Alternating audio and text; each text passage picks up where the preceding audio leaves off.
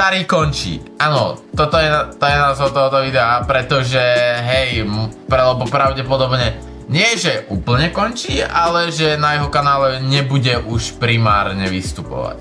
Ale prebere to taký jeho kamarát za toto. Čož len ako som to teraz povedal, znie ale dobre.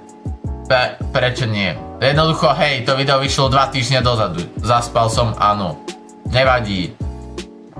Takže zdieľajte toto video, dávajte odbery, všetko takéto. A áno, ideme na to.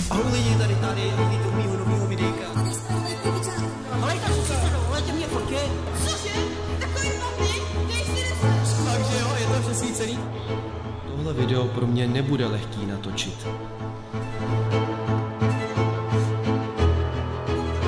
Diváci, nastal čas. Já už to všechno sám nezvládám. Natáčení videí... What the...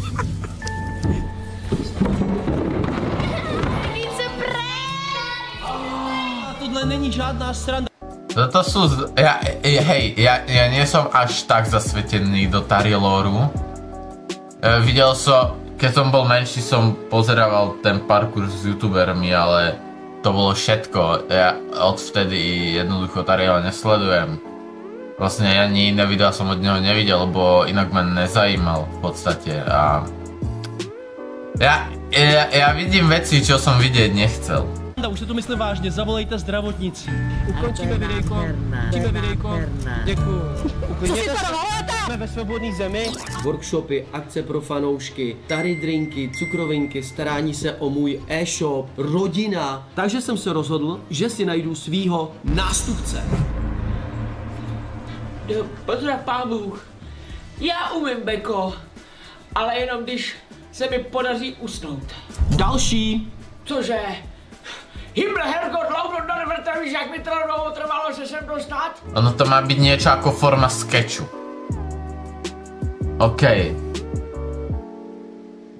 Ale odhadujem, že je to hlavne clickbait, lebo nekončí s YouTubeom. Je tu nějaký Vova? Nedorazil? Tak když nechce 1,5 milionu odběratel. Počkať. Tam je Stay 12. On tam má Stay 12. Bude Stay 12 vo videu? Viem, že Stay na to už točil reakciu, ale nevidel som ju, takže že by Stay 12 u Tariho videu. Čož je veľmi nereálne, lebo ak sa nemýlim, sa práve súdia medzi sebou. I'm confused as fuck.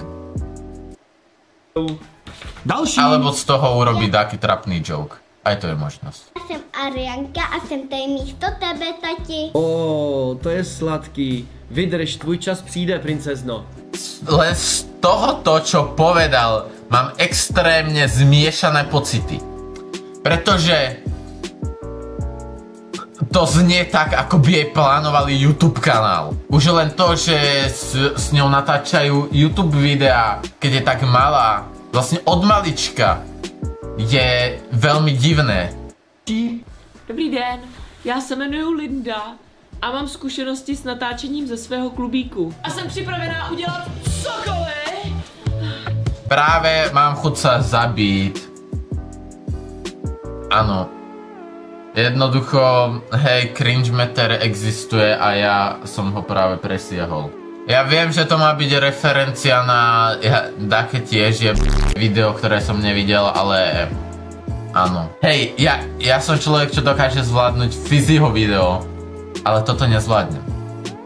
A to sme v 2. minúte videa. Salto nestačí, kámo, to dneska zvládne i babička s TikTok filtrem. Jo. Další, prosím, a vem si tu pavučinu sebou.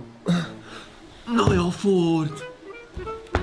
Staj 12? Co to je za blbý jméno? Tady nejsme na dostizích. Kotlár security, vyhodit.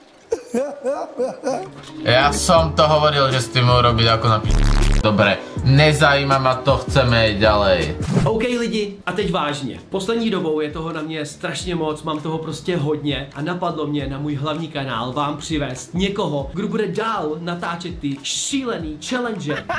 Já jsem fakt slad. Parkour. Skeče.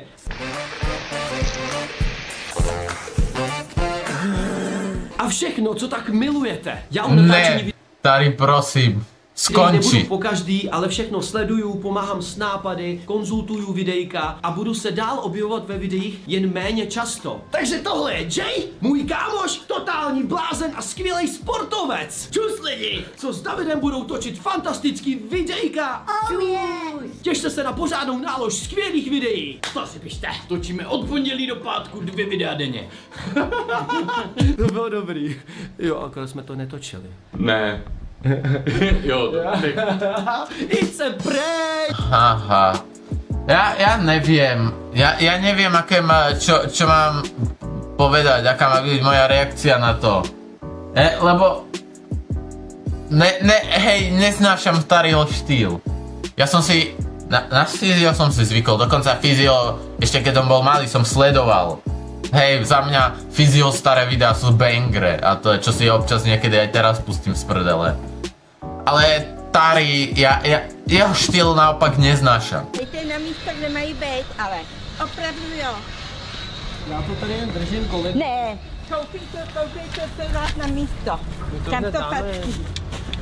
Ne, aby to člověk musel obcházet. My to vrátíme zpátky, paní. Ne, jdu zavolat na policii. Volejte, my si s nima rádi povídáme. Proč nemůžou ty lidi být v klidu prostě?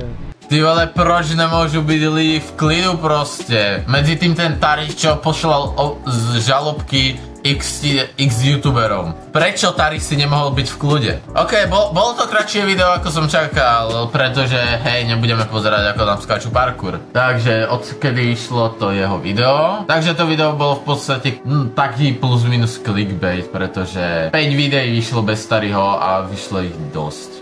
No okej, ja neviem.